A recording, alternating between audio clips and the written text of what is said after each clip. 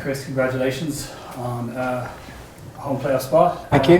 Some of your initial emotions after all that? Drained, but excited and pleased for the guys.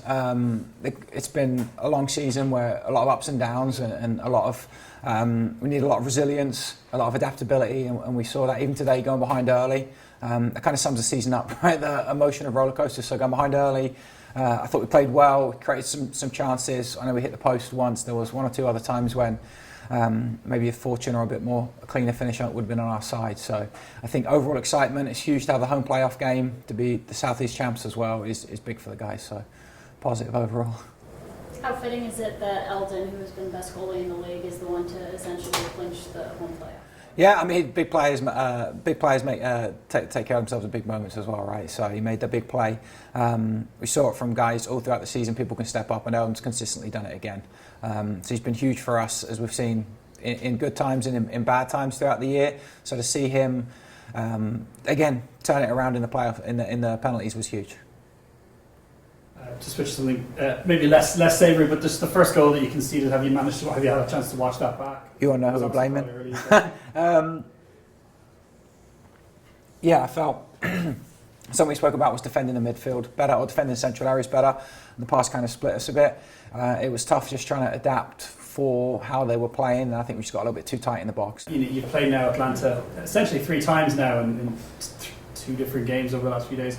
Was there anything that surprised you about how they set up today, or did they approach the game pretty Yeah, pretty much. We knew they were going to be aggressive. We knew there was going to be numbers forward, and we tried to take advantage of them on the counter-attack. There was space in the wider areas on the transition. I don't think we were quite clean enough at times doing it, but we knew they were going to be aggressive. It may be a little less than on Thursday in the mini game, but we knew that they were going to get numbers forward. That's how they've been playing since the new coach has taken over. So as expected, they've got good players around the box. We knew they were going to try and put a lot of pressure on us early, and we saw that right up to the end as well. What is it going to mean to be able to play this home playoff game in front of these fans and this community?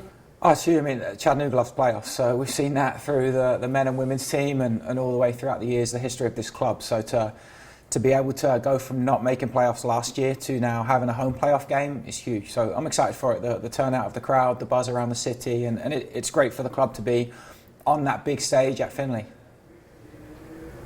CFC is going to be the first independent team in ex-pro history to host a playoff game too. So that's a significant milestone. But can you just sum up just how proud you are of the group? You've been together since January. There was a summer that was tough at times. How much does this mean to you as a group?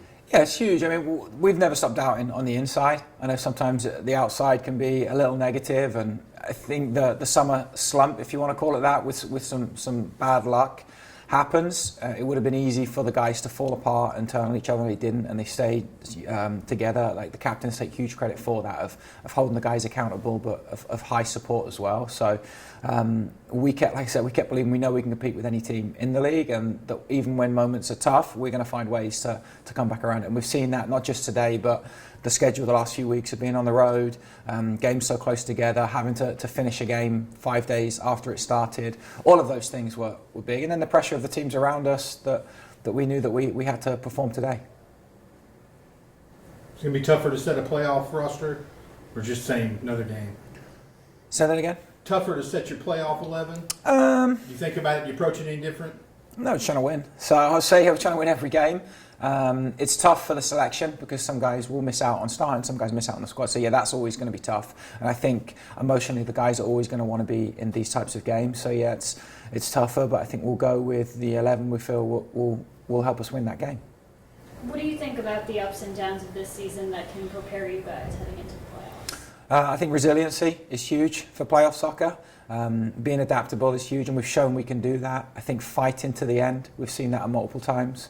And being difficult to beat. All of those factors that we've been tested at. So now it's going to be about executing all of those at this time, because there's no more redos from next weekend. So we've always been able to, okay, we can adjust it, we'll go again next week. Now it's win or go home. So we've got to, and I'm confident the guys will be able to do that.